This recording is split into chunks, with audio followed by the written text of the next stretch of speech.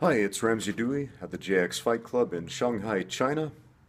And a while back I posted a video titled Coach Gets Choked Out by a Girl, where I show one of my female students choking me unconscious with a rear naked choke. And it got a bunch of views and a few questions.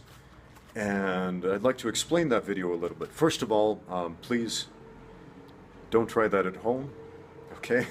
If you don't know what you're doing, don't do it. Now, what was going on there?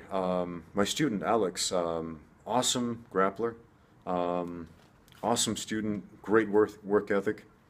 I was demonstrating a head and arm choke from north-south position that day, and she was a little bit dubious, like I don't feel like that would work. It's not working out for me, and she asked me to demonstrate it on her. So I was showing this in front of the whole class, and I still feel bad about this. I was showing the choke, and I was putting it on. I was feeling like, okay, she should have tapped by now, but she didn't tap. And I was like, okay, I'm not going to squeeze any harder because, that could cause some injury. And I let go, and I noticed she was out cold. That's why she didn't tap. And she came to pretty quickly, and everybody was like, oh, the coach just choked out a girl. And I was like, oh man, what a great teaching moment, huh? She came to and she was like, but it didn't hurt. I didn't tap because it didn't hurt, she said. And I realized, oh man, this is such a common misconception about chokes and actually a lot of submissions. Because a number of submissions, including chokes, don't actually hurt before the damage is done. Now you can apply a lot of head and arm chokes in a very painful way and crank the neck around and twist the jaw. Or if you get the soft tissue on your arms right against the carotid arteries and put that squeeze on like a snake, just a little bit of strength at a time and a little bit tighter and a little bit tighter, it's actually kind of a snug, comfortable feeling in a way, and it's not painful. It's restrictive, but it's not painful. You might be a little uncomfortable, but again, it's not painful. What's happening is not pain, and it's not a restriction of breathing, it's you're cutting off the blood flow here and here in the carotid arteries. Let's see if I can get those to pop out. Yeah, not today. But yeah, you've got two big blood vessels that carry the blood from the heart to the brain. And if we sever that blood flow in about 3 seconds, you'll cause unconsciousness. So again, I felt bad about choking my student unconscious in front of everybody, and everybody was asking me all these questions about chokes. So I thought, well, the most pragmatic way to answer this is a pragmatic demonstration. So I said, all right, Alex, fair play is fair play. I choked you out, you choked me out. So put our hooks in, and again, everybody's asking, how long does it take to choke somebody out? And held my arm up in the air, and I said, all right, when you see that arm drop, you please let go. Okay?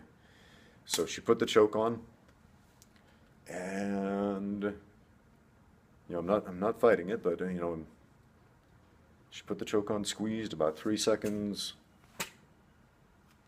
out cold. She let go immediately. Appreciate that. So Alex, if you're watching, thank you for letting go. And a few moments later, I came to, and we discussed that for a bit. Again, it turned out to be a great learning opportunity about chokes.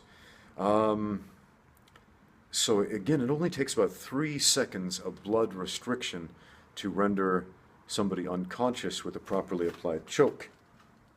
Now, if we hold on longer than that, if we keep restricting the blood flow after that person is unconscious, we will very quickly start to cause brain damage, and if we hold on as long as half a minute, you can kill that person.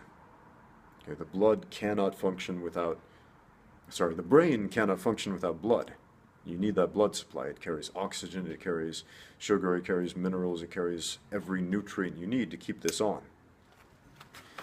So again, that's one of the reasons the rear naked choke is the most successful submission in mixed martial arts, because again, it's easy to learn, it's simple to apply, it goes on faster when you get sweaty and you lose the friction, and again, you can't fight without blood flow to the brain.